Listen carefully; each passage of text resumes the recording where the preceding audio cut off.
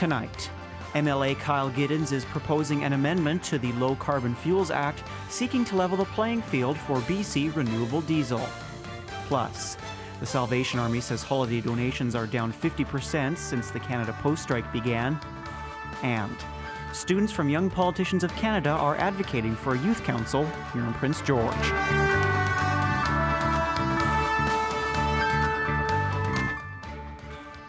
Good evening and welcome to CKPG News. I'm Adam Burles. The BC Conservatives are sounding the alarm over BC's Low Carbon Fuels Act, which it says is putting BC refineries, including the Tidewater Renewables refinery in Prince George, at risk. And a local MLA is hoping a private member's bill will change that. Cheryl Jan reports. The $380 million Tidewater Renewables facility celebrated its construction completion with a visit from Premier David Eby last June. With the support for more than 40% of the project costs in the form of BC Low Carbon Fuel Standard compliance credits, this project will produce 170 million litres of renewable diesel each year. And that renewable diesel offers an 80 to 90% reduction in carbon emissions compared to fossil fuel diesel. It will create good new jobs, cleaner air, and boost the local economy. But those benefits he cited are in jeopardy because, in a nutshell, American biodiesel producers are double dipping in credits. BC producers, Tidewater locally, have access to carbon credits through the Low Carbon Fuels Act. But what's happening is down in the United States, they have a production credit. So people are producing this in the United States using a production credit to bring down their costs. Then they're shipping up to British Columbia and qualifying for the carbon credit as well.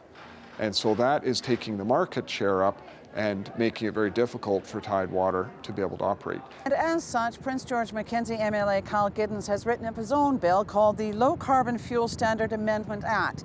It tweaks 3 sections of the original act in order to sort of level the playing field. That's what my private member's bill aims to do, and that's why it's so important that MLAs be doing the work in the legislature. Right now, the NDP, of course, have decided not to call the legislature back till February 18th. Well, it's not, this risk to this asset, this refinery, is too great. We need to save these jobs now. It reads, where renewable diesel produced outside of British Columbia receives production credits, income tax credits, or any other form of subsidy from a government or organization, the total value of credits provided under the BC Low Carbon Fuel Standard, as calculated in subsection 3, shall be reduced by an amount equivalent to the value of such external subsidies received.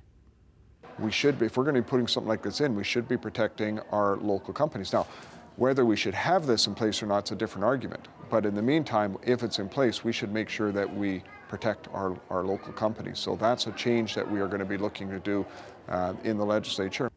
In the meantime, the CEO of Tidewater noted in its third quarter results, Tidewater Renewables has engaged external trade law counsel for the purposes of advising on and preparing a trade remedy complaint against renewable diesel imports from the U.S. that management believes are unfairly priced and having a significant negative impact on the competitiveness of domestic operations. The company should use every tool in its toolbox, but one of the solutions could be done with legislative change here in British Columbia, and this is within the minister's power to do this. Adrian Dix, we're calling him to get his boss back in the legislature, and let's pass this bill and just solve this problem now. There has been no response from calls to the Ministry of Energy and Climate Solutions, Adrian Dix's new ministry, on this issue. Cheryl Jan, CKPG News. 155 British Columbians have died from toxic drugs in October of this year. Preliminary findings from the BC Coroner's Service says that while this is the lowest monthly total since September of 2020, the risk of harm and death remain high. Prince George has faced 99 drug deaths since the start of the year up to October. This surpasses 2023 numbers, which saw 92 deaths. Toxic drugs remain the leading cause of unnatural death for people in BC aged 10 to 59. However, no one under 19 years old died of overdose in October. The BC Coroner's Service are still investigating the reason for the decrease and are working with different organizations to figure it out. Not only are kettle donations lagging for the Salvation Army this holiday season, but donations outside of that tradition have also dropped, but not due to a lack of generosity. It's the busiest time of year for fundraising for the Salvation Army. In fact, more than 2/3 of the fundraising for an entire year happens between November 1st and the end of the year. Most of it will be either somewhere around the realm of food related. Now, whether that's financial, whether that's by food donations and food drives from schools, and lots of organizations get together for that Christmas type thing. There's employees and they have their staff parties, and everybody bring a donation. And they get many donations in the mail, with a large chunk of donors in the 55-plus demographic. And that poses a problem with postal services on hiatus for the past 25 days and counting. Is that an unanticipated challenge? Yes. Yeah, no, there is. Obviously, we usually have a mail out campaign that now obviously I have a whole bunch printed sitting in the office that just will not be getting out. So hopefully everybody, you might see it in January. Give it to us then. And postal workers were on the picket lines at both Station A on 5th Avenue and Station B on 15th today again. We're getting a lot of positive energy from the honking of the horns and things like that. We understand that people are hurting right now, and we sympathize with that for sure. At the same time, Canada Post is refusing. They are refusing to negotiate a contract. The Canada Post strike has entered its 25th day, and there is no end in sight for postal workers like those represented by Local 812, Prince George and Region. November 23, I know I've said this before, and I'll keep saying it until people understand. We started negotiating in November 2023. They didn't make an offer for 10 months, and that offer wasn't much of an offer. Why they're asking for concessions on the back of the workers who do the work and bring the money into the corporation, I don't know. But what sets Prince George apart from other larger urban centres that perhaps rely more heavily on the mail to receive donations is its size. The city is not too big to simply pop by and drop off a check. There's the mailers that if they do still want to mail some financial contributions to us, they can just drop it off in our little kettles, still put your name on it and such like that, so that we got the full details for their tax receipts.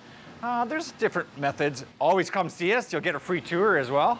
Roy Law says the online donations are becoming more popular, and that has helped with financial donations tremendously. Cheryl Jan, CKPG News. BC Hydro has selected 9 energy projects through its 2024 call for power that will supply clean, affordable electricity, and one of those projects has a local connection. BC Hydro received a strong response to its call for new renewable power generation projects, and through its evaluation process will award 30-year electricity purchase agreements to 9 wind projects. 4 of these projects will be in northern BC, and one has the Lheidli First Nation as a partner. The province says these projects will provide nearly 5,000 gigawatt hours per year of electricity, enough to power 500,000 new homes, boosting BC Hydro's current supply by 8%. We need more electricity. We're growing fast here in BC.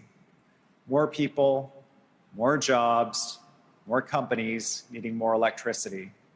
And that's just to respond to growth. We also want companies to switch away from polluting fuels that can add to climate change. We want them to switch to electricity, which adds even more to the demand. And we know that our neighbors to the south and to the east want to buy, and to the north, want to buy our electricity as well. And they buy it at a premium that helps keep rates low for British Columbians. So we put all of those things together, we need a lot more juice. The federal government is paying out more than $148 million in disaster recovery funding to British Columbia in response to recent flooding and record-breaking wildfire seasons. Public Safety and Emergency Preparedness Canada says in a statement that the funding will be paid through its Disaster Financial Assistance Arrangements program for supporting costs linked with the 2022 and 2023 wildfire season, as well as flooding last year. The federal government says BC saw more than 4,000 wildfires in the 2 years, with 223 evacuation orders and 431 alerts affecting about 192,000 residents overall. It says about $132 million will be sent to the 2023 wildfire season and $12 million for 2022, as well as about $4 million for flooding in the BC interior that happened in April and May of 2023. The 2023 BC wildfire season is the most destructive in the province's history, with more than 28,400 square kilometers of land burned, along with many other structures, including entire neighborhoods in the Okanagan. Last week's City Council meeting saw Council discuss the idea of creating a youth council as a way to get youth involved in shaping the future of Prince George and giving them a voice in council meetings. Tommy Osborne brings us more on what this would look like if it's created. By not including them as much as we can, we are in effect, we're excluding them. The Young Politicians of Canada organization presented why it believes Prince George should have a youth council, and count Mayor Simon New as one of several on City Council who are convinced. We need to get more youth, to participate in the politics through various committees. They might have a different view, because at the end of the day, it is for them. Whatever we do, they're going to be inherit our decisions. It's not just about the youth being involved because they should be involved, but it's because they need to be involved. It's because they need to say what they think, because a lot of the times there are these issues which they're the only people who are affected. And so the solutions to those issues can't really be drafted without their input, because they're the ones going through it. Samani adds a youth council is a fantastic way to develop the next generation of leaders, an issue that's becoming especially timely, as Samani says the amount of people running for politics is decreasing. With the Youth City Council, what they get is a low-stakes opportunity where they're still able to make an impact, where they're able to understand how council works, the different considerations, the different methods, experience it live. While all of council agrees getting the youth involved is great, some believe a youth council isn't the best way to do so. I think young people should get involved in politics. I think it's important that council reflects our community, and we have people of all different backgrounds, ages, experiences, all sorts of different folks around the table. And I want to encourage young people to be part of that. I just don't know if I think the youth council model is the right way. I think it's a little archaic. Sampson wasn't the only one who expressed concerns about youth council, as other ideas, like mentorship programs, were also discussed as alternatives to getting youth involved. I think Councillor Bennett used the term the kids' table. I don't want that. I want folks who represent our community at the table. We only need one table. Whether or not the youth council is formed, Samani said he believes an and, not or, approach, and would still be happy to see youth get involved in local politics, whether it be through mentorship programs or something else. Tommy Osborne, CKPG News. To celebrate its upcoming 35th anniversary, the University of Northern British Columbia will be giving 350 students $350 in tuition credit for the upcoming winter semester. The number one priority for us is our students, the student experience and the student journey. And so really reflecting on that and leading into, as you said, our 35th anniversary, what can we do to really support the student journey here? And so with that, the 350 scholarships for 350 students, both at the undergraduate and at the graduate level. All students who are registered by January 25th with at least 6 credits will be automatically entered into a draw to receive the $350. Founded in 1990, University President Dr. Jeff Payne says he's proud to see how UNBC has grown, not just as a university, but also as a central part of the community. The last 2 years have been good for the university, as it saw its men's basketball team win its first ever bronze medal, and they've also received $17.7 million in research funding in 2023, just shy of the record $17.8 million in 2010. Being 35 years, you talk about the research, you talk about what our students are doing, you talk about what our faculty are doing and how amazing our staff are. So for us, leading into the 35th year, it's not to be complacent, to always continue to grow, to think about where our students want to be and how we can support that. So I would say stay tuned, there's probably more to come. The lowest gas price in Prince George is $1.46.9 per litre at Costco. The lowest gas price in BC is in Silverdale at $1.35.9 per litre. Manitoba currently has the lowest gas prices in the country on average at $1.25.4 per litre. Meanwhile, BC has an average price of $1.61.7 per litre. CKPG Sports is delivered by Domino's. Feed your team tonight with a delicious mix and match combo. Chicken, pizza, pasta, or dessert for just $8.99 per item. The Prince George Cougars played their only home games at the CN Centre for the month of December this past weekend. And it was a good weekend for the Cats, picking up 2 wins. 18-year-old Joshua Ravensbergen stopped 32 of 34 shots on Friday to help a sluggish Cougars team snap a 3-game losing streak with a 4-2 win over the Regina Pats. Riley Height, Boreavalis, and Tarek Parasak all found the back of the net. And then it was on to the Teddy Bear Toss game on Saturday against the Kamloops Blazers. Carson Carl scored the Teddy Bear goal in the first, and the rookie defenseman's third of the season made it a 2-1 game at the CN Centre after the Blazers struck twice in the opening 8 minutes of the game. Aiden Foster then tied things up at 2-2 early in the second, and from there it was all Cougars, who scored 4 unanswered courtesy of Cody Zemer, Riley Height, and a pair from Hunter Lang, who was playing his 100th career WHL game. The Cougars will play the next 7 games on the road, starting with a Wednesday night encounter against the Tri-City Americans. And the Prince George Cougars have acquired defenseman Corbin Vaughn from the Regina Pats in exchange for defenseman Ephraim McNutt and a second-round selection in the 2025 WHL Prospects Draft. Vaughn, 18, has 4 goals and 14 points in 98 WHL games. With Regina, he has 3 assists in 13 games this season, though he hasn't played since November 10th after he was suspended by the Pats for a hockey-related matter. A second-round pick of the Pats in the 2021 WHL Prospects Draft, the Merritt native spent time at the LA Kings camp this summer, and Cougars head coach and GM Mark Lamb said that Vaughn, a throwback player that plays the game hard and physical with good puck skills and skating ability. McNutt, 19, leaves the Cougars having put up 6 goals and 33 points in 134 games with the team. The UMBC Timberwolves women's soccer team has announced another commit to their program. Head coach Neil Sedgwick announced today that midfielder Lainey Stewart from Metchosin, BC has committed herself to the women's soccer program for 2025 and beyond.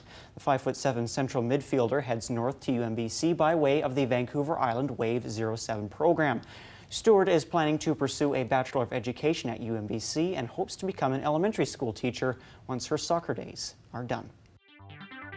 The TSX is down 66 points to close at 25,625. The Dow Jones is down 241 points to close at 44,401. And Canfor went down 40 cents to close at $16.43. Good evening, everybody. We are looking at some fog developing overnight tonight. We have a slight chance of flurries possibly through parts of our day tomorrow, but overall another dry weather pattern for at least another couple of days. It's later into the week that we're watching, and it's this system here that's going to start to bring with it lots of precipitation. So we could actually have some snow falling by Thursday. And again, looking at quite a few centimeters accumulating in some parts of the region. And I'll break that down for you in a moment. But here's the future cast. Again, pretty calm going into the early half of tomorrow. Then we've got that slight chance of flurries through parts of the day, sort of later on into the afternoon. A break for part of Wednesday before another band of moisture coming through, and that will strengthen as we get into, as I say, Thursday likely. Wednesday, Thursday in a lot of areas in our region will probably see some form of precipitation, but for us here in Prince George, it'll probably be more so Thursday that we are under mostly cloudy skies with a good chance of snow. Looking at our highs across BC tomorrow, this is it. There's the slight chance of flurries in our mix tomorrow. -3 our high, -6 Fort St. John. Not a whole lot of sunshine up in Fort St. John tomorrow, more so cloud cover, a little bit more sunshine south of us as that ridge of high pressure is building into the southern part of the province, so they're getting a little more sunshine. But for us, it will be quite foggy overnight tonight, so into the morning we'll see that dissipate, but the early morning may be quite socked in. -1 for the daytime high tomorrow. Quesnel, cloudy skies there. The same for Vanderhoof. Burns Lake, actually a chance of showers and maybe even some freezing rain in there as well. -3 for Mackenzie. Mostly flurries throughout your day tomorrow.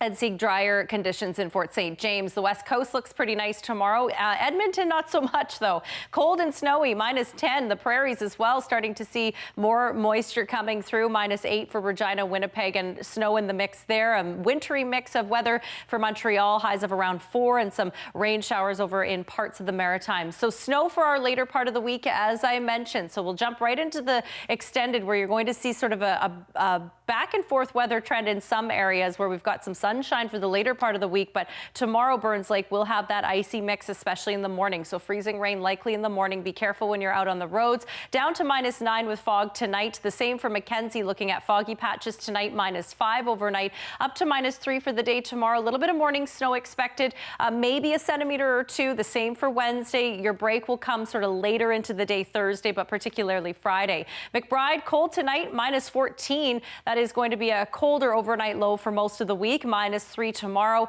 for a high, and mainly cloudy with a few sunny breaks possible as well. Quesnel will see overnight lows drop to about -7 tonight. We're looking at -1 for your day tomorrow. Cloud cover expected, a little bit of ice possibly in the morning on Wednesday, but the snow and rain mix going into Thursday, Friday. That's when we're looking at the timing for Quesnel. So again, 5 to 10 centimeters is possible as we get through the day on Thursday. So we'll watch those amounts. The same for us. We've got a lot happening here, but really likely Thursday we'll see through the afternoon some snow developing and a little bit of that carrying into parts of Friday. We still have a slight chance of flurries in the mix tomorrow, possibly a rain shower or two on Wednesday, but colder tonight as we move through the afternoon. I'm pressing too many buttons, so I'll get out of the way so you can see the extended forecast here. -12 tonight, fog patches in the mix, and again, some precipitation tomorrow.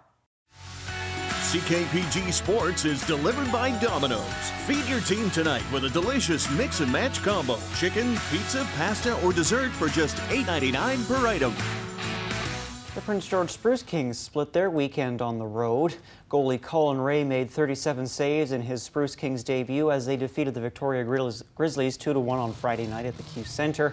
It was a scoreless first period, but in the second period, Nicholas Papineau got his third of the season, getting the Spruce Kings on the board, and Skogan Schrott widened the lead to 2-0. Less than a minute later, the Grizzlies would get their teddy bear toss goal from Stone Ralston. On Saturday, the Kings faced the Cowichan Valley Capitals, and it was the Capitals who had come out on top. 4-3 was the final score. The Spruce Kings return home for a pair of games next weekend against the Langley Rivermen, and on December 14th, that's the Saturday at 6 p.m., will be the annual Drop the Gloves and Sock It to 'em game. And the Prince George Spruce Kings have hired Taylor Harnett as the associate coach for the remainder of the season. Spruce Kings general manager Mike Hawes said that Harnett has a wealth of coaching experience and that adding him to the staff gives them another resource which assists the players and the team to be better. Harnett is an Edmonton, Alberta native who spent 7 seasons with the Wayway CKPG Wolverines of the Manitoba Junior Hockey League. Harnett will be on the bench when the Kings play host to the Langley Rivermen this Friday and Saturday. And tonight's CKP3 features NFL history being made in Sunday night football action, yet another impossibly lucky victory and a change of power in the Big Apple. Josh Allen once again made an impressive claim to league MVP. Send a blitz. Allen sees it. Floats one for the touchdown. Mac Hollins. Allen became the only player in league history to score 3 passing and 3 rushing touchdowns in the same game, as he single-handedly willed the Bills to a season-high 42 points. While the Bills would lose this shootout, there's no doubt Allen is playing like the league's best quarterback and could be looking at his first MVP award. And going from a potential MVP to a multi-Super Bowl MVP, the Bills' rival Chiefs enjoyed another unbelievable win. The Chiefs.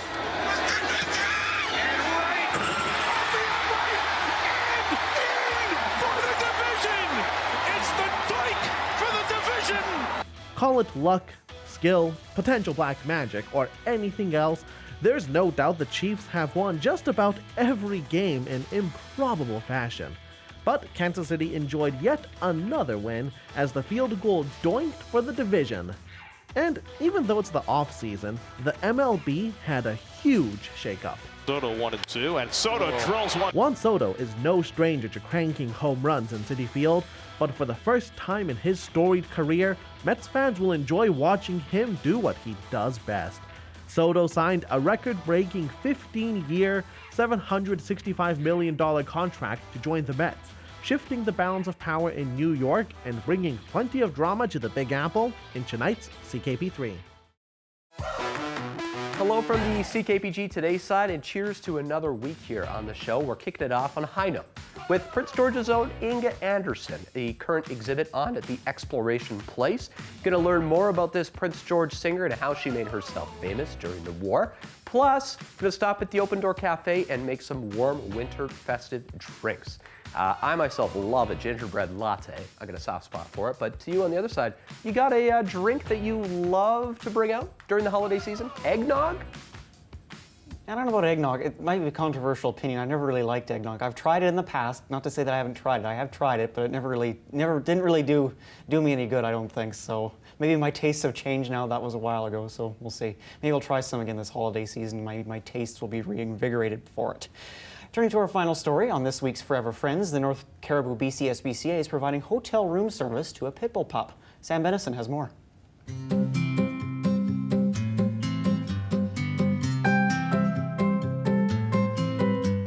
If Mr. Worldwide was on your Spotify Wrap, this 4-month-old pit bull pup might be perfect for you. Tiafino is a shy pit bull cross who is on the floor at the BC SPCA.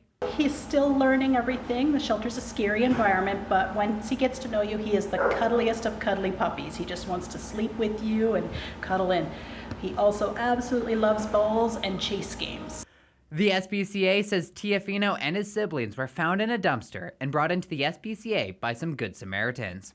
Kerry adds that he would love to live it up in a home with another dog. He does like other dogs. His siblings and him got along great, but he is a little bit of a chaser, so he needs a bit of socialization. So either a dog-savvy cat that's been around dogs before, or a home that knows how to introduce a new puppy that might chase their old cat around. Thankfully, a young pup has no problem learning, but this fireball might need some extra attention. Dogs are going to chase for prey drive and play, so you're going to want to redirect that behavior to a ball or a toy, praise them when they're chasing the right thing, and not let them chase the cat. And if you need some help with educating a puppy, there are options in Prince George. There is animal kind trainers in Prince George that we can refer people to for training. Puppy socialization classes are always great, so they get that. And generally just energy burning it off, taking them out for lots of walks, lots of play sessions so that they're in the right mental state to learn. If Tiafino is the kind of international love you're looking for, you can adopt them at the North Caribou BC SPCA online or in person. Sam Bennison, CKPG News.